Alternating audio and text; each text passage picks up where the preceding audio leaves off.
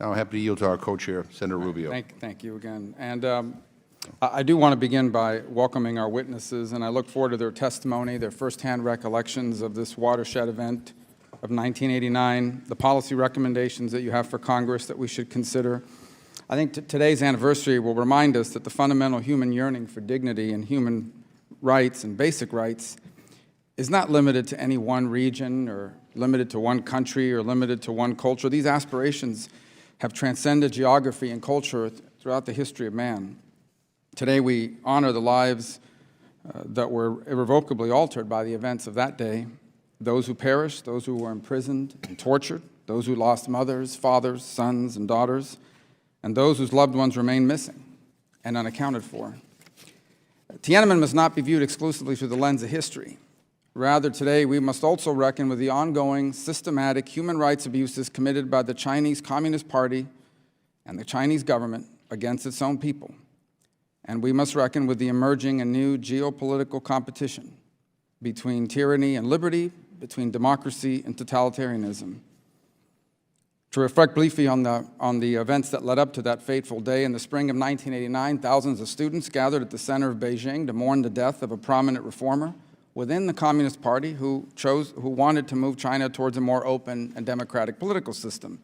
And in the days that followed, thousands would gather in Tiananmen Square to call for greater freedoms and political reforms and to protest the repressive policies. Their numbers grew as the days passed, not only in Beijing, but also in 400 cities and universities across the nation, until more than 1 million people, that included journalists and workers, government employees and police, joined the students and echoed their demands. And then late in the evening of the 3rd of June and into the 4th, China's People's Liberation Army, acting on the orders of the Chinese Communist Party, responded with brute force and lethal violence, opening fire on peaceful demonstrators. To this day, the precise number of resulting casualties is unknown. There has been no public accounting of the events of that week, and there has been, of course, no justice for the victims. Rather, those that seek to commemorate the event or seek information about those killed, like the Tiananmen mothers, are harassed, they are detained, they are arrested.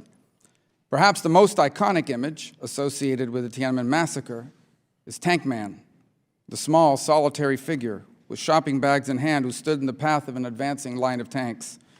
Tank Man remains an enigma. We don't know his fate. Some believe he was imprisoned, others believe he was executed. There are some who still hope that he's alive today. We don't know. But while the names of many of the Tiananmen protesters are now lost to history, and to the Chinese government's Orwellian memory hole, the bravery of protesters in the face of certain danger reminds us that the principles of freedom, democracy, and self-rule are not just American principles. They are human principles that neither tank treads, nor torture, nor terror can erase, not even by the Communist Party of China. Principles that I believe still remain the quiet hope and aspiration of many people in that ancient and noble nation. The U.S., the nations of the free world, should demand that the Chinese government allow open discussion on the events of that day and the enforced amnesia of the Tiananmen Square massacre in China, online, at Confucius Institutes here in the United States that operate on our college campuses and globally as well. Unconditionally release those detained or imprisoned for attempting to commemorate the anniversary, and reckon publicly with the horrific violence experienced by the Chinese people at the hands of the party and the military.